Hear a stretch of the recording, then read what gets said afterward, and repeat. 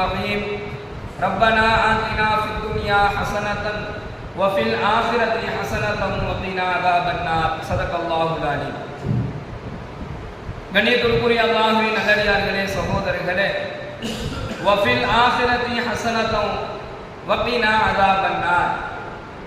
வஃபில் ஆখিরাতি ஹஸனத்தன், யா அல்லாஹ், இறைவா, மறுமை நாளையில் எங்களுக்கு நீ நற்பாக்கியங்களை வழங்குவாயாக என்கின்ற துஆவை பற்றி தொடர்ந்து நாம் பார்த்து வருகின்றோம். நபிகள் நாயகம் ஸல்லல்லாஹு அலைஹி வஸல்லம் அவர்கள் கூறியதாக ஹஜ்ரத்னா அபூ ஸஈத் ரலியல்லாஹு அவர்கள் இந்த ஹதீஸை அறிவிக்கின்றார்கள். பெருமானார் ஸல்லல்லாஹு அலைஹி வஸல்லம் அன்னவர்கள் சஹாபாக்களிடத்தில் சொல்றாங்க, என் அருமை தோழர்களே, உங்களை நீங்கள் தாழ்வாக எண்ண வேண்டாம் என்பதாக சொல்லுகின்றார்கள். அப்போ சஹாபாக்கள் கேட்கிறாங்க, அல்லாஹ்வுடைய தூதரே, எங்களை நாங்களே தாழ்வாக எண்ணுவது என்றால் என்ன என்று சஹாபாக்கள் கேட்கிறாங்க. அவங்களுக்கு அது தெரியல. எங்களை நாங்களே தாழ்வாக எண்ணுவது என்றால் அப்படின்னா என்ன என்பதாக சஹாபாக்கள் கேட்கின்றார்கள்.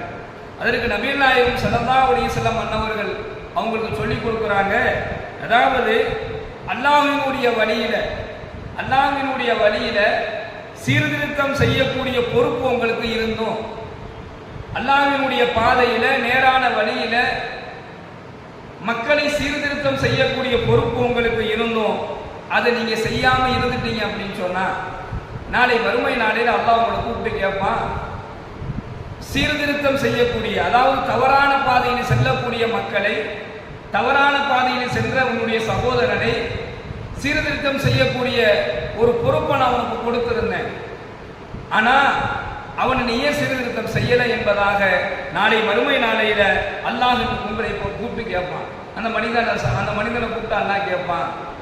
அப்ப இவர் சொல்லுவாரா, யா அல்லாஹ், நான் உன்னை சீர்திருத்தம் செய்யறதுக்காக வேண்டி நான் முயற்சி செஞ்சாலோ, அப்பா நீ தப்பான வழியில நடக்கிற, நீ நேரான வழியில இரு, நீ பாவம் செய்யாத, இந்த மாதிரி நான் சீர்திருத்தம் செய்ய போனா அவனால் எனக்கு தீங்கு ஏற்படுமோ என்கின்ற ஒரு பயம் என்னுடைய உள்ளத்துல இருந்துச்சு. அதனால அவங்களை என்னால சீர்திருத்தம் செய்ய முடியல, வழிகேட்டிலிருந்து அவங்களால காப்பாற்ற முடியல என்பதாக அந்த மனிதன் சொல்லுவான். அதுக்கு அல்லாஹ் அந்த மனிதனை பார்த்து சொல்லுவானா,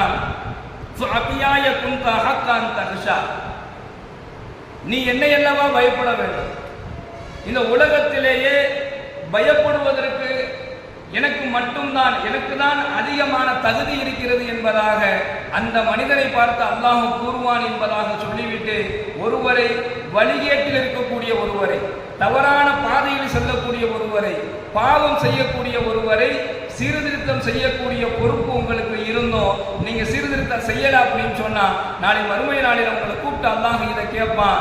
எனவே ஒருவரை வழி திருத்தக்கூடிய, சீர்திருத்தம் செய்யக்கூடிய விஷயத்துல உங்களை நீங்களே தாழ்வாக எண்ண வேண்டாம் என்பதாக நபிகள் நாயகம் ஸல்லல்லாஹு அலைஹி வஸல்லம் அவர்கள் சொல்லிவிட்டு, ஒருவர் வழிகேட்டில் இருக்கக்கூடிய தன் சகோதரனை நேரான பாதையிலே நடக்க வைக்கின்றார், ஒருவர் சீர்திருத்தம் செய்கின்றார், பாவம் செய்யக்கூடிய ஒருவரை சீர்திருத்தம் செய்கின்றாரோ அவருக்கு நாளை மறுமை நாளையில் அல்லாஹ் தஆலா நற்பாக்கியங்களை வழங்குவான் என்பதாக நபிகள் நாயகம் ஸல்லல்லாஹு அலைஹி வஸல்லம் அவர்கள் சொல்லி காண்பிக்கின்றார்.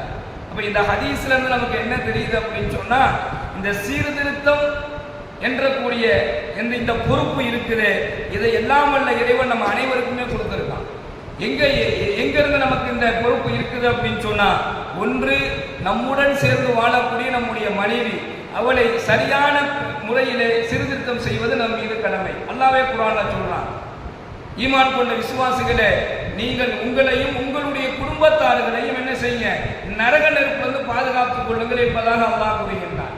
அப்போ நம்முடன் வாழக்கூடிய மனைவி எல்லா நிலையிலையுமே மனைவியை சீர்திருத்தம் செய்யக்கூடிய ஒரு பொறுப்பு அல்லாஹ் நமக்கு கொடுத்திருக்கான்.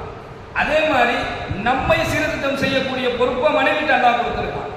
அதே மாதிரி நம்முடைய பிள்ளைகளை, நம்முடைய பெற்றோர்களை, நம்முடைய உடன் பிறந்தவர்களை, நம்முடைய உறவினர்களை, நண்பர்களை, இந்த நிலையில இருக்கிறவங்க யாராவது ஒருத்தவங்க தவறான பாதையில போனாங்க அப்படின்னு சொன்னா, அப்பா நீ போறது தப்பான வழி, நீ போறது தவறான பாதை, இந்த வழியில நீ போகக்கூடாது, இந்த செயலை நீ செய்யக்கூடாது என்பதாக உடனடியாக அந்த தவறான பாதையிலிருந்து அவனை சீர்திருத்தம் செய்வது நம் எல்லோரும் மீதும் கடமை.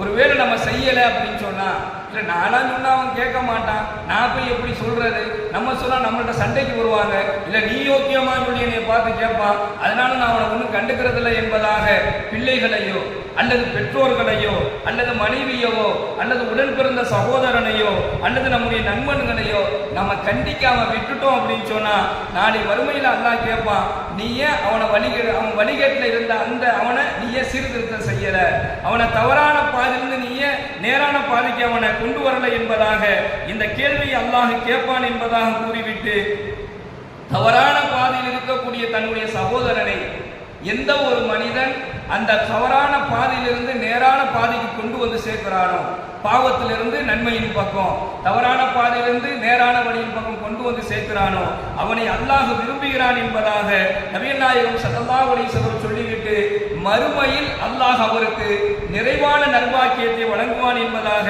ஸல்லல்லாஹு அலைஹி வஸல்லம் அவர்கள் சொல்லி காண்பிக்கின்றார்கள். கண்ணியமிக்க அல்லாஹ்வின் நல்லடியார்களே, சகோதரர்களே, அதே போன்று அல்லாஹ் மறுமையில் யாருக்கு நற்பாக்கியத்தை வழங்குவான் அப்படின்னு சொன்னா நன்மையை ஏவக்கூடியவராக இருக்க வேண்டும். யார் நன்மையை ஏவுகின்றாரோ, ஒரு நன்மையான காரியத்தை தன்னுடன் இருக்கக்கூடியவர்களிடத்துல நன்மையான விஷயத்தை சொல்லிக்கிட்டே இருக்கிறாரோ, நன்மையை ஏவி கொண்டே இருக்கின்றாரோ, தீமையை தடுத்து கொண்டே இருக்கின்றாரோ, இவரை பற்றி நாயகம் ஸல்லல்லாஹு அலைஹி வஸல்லம் சொல்றாங்க. ஸல்லல்லாஹு அலைஹி வஸல்லம் சத்தியம் பண்றாங்க, என் உயிர் எவன் கைவசம் உள்ளதோ அவனின் மீது ஆணையாக என்னுடைய மௌத்து வரையிலும் நன்மையை ஏவி தீமையை நான் தடுத்துக் கொண்டே இருப்பேன், நீங்களும் தடுத்துக் கொண்டே இருங்கள் என்பதாக நமக்கு பெருமானார் ஸல்லல்லாஹு அலைஹி வஸல்லம் அவர்கள் சொல்லி காண்பிக்கின்றார்கள். ஒருவேளை நீங்க நன்மையை ஏவி தீமையை தடுக்கக்கூடியவராக இல்லாமல் போய்விட்டால், அப்படி நீங்க இல்லை அப்படின்னு சொன்னா உங்களின் மீது அல்லாஹ் வேதனையை இறக்குவான். ஸல்லல்லாஹு அலைஹி வஸல்லம் சொல்றாங்க, நன்மையை ஏவி தீமையை தடுத்துக் கொண்டே இருங்கள். ஒருவேளை நீங்க அதை செய்யல அப்படின்னு சொன்னா அல்லாஹ் என்ன செய்வானா, உங்கள் மீது வேதனையை இறக்குவான். ஒண்ணு. இரண்டாவது, உங்களுடைய துஆக்கள் அல்லாஹ்விடத்திலே ஏற்றுக்கொள்ளப்படாது. உங்களுடைய துஆக்களை அல்லாஹ் ஏற்றுக்கொள்ள மாட்டான். எனவே நீங்கள் இந்த உலகத்தில் வாழும் பொழுது நன்மையை ஏவக்கூடியவராக இருங்க, தீமையை தடுக்கக்கூடியவர்களாக இருங்கள். இந்த செயல் மௌத்து வரைக்கும் வேணும் என்கின்ற ஒரு அழகான வசியத்தை பெருமானார் ஸல்லல்லாஹு அலைஹி வஸல்லம் அன்னவர்கள் நமக்கு சொல்லிக் கொடுத்து சென்றிருக்கின்றார்கள். எல்லாம் வல்ல இறைவன் இம்மையிலும் மறுமையிலும் நற்பாக்கியம் பெறக்கூடிய நல்லவர்களாக நம் அனைவரையும் ஆக்கி அருள் புரிவானாக. நாம் கேட்கக்கூடிய துஆக்களை எல்லாம் வல்ல இறைவன் அங்கீகரித்துக் கொள்வானாக. இந்த ரப்பனா ஆத்தினா ஃபித் துன்யா ஹஸனத்தன், யா அல்லாஹ் இந்த உலக வாழ்க்கையில் எனக்கு நற்பாக்கியத்தை வழங்குவாயாக. வஃபில் ஆகிரத்தி ஹஸனத்தன், யா அல்லாஹ் மறுமையினுடைய வாழ்க்கையிலேயும் எனக்கு நற்பாக்கியத்தை வழங்குவாயாக.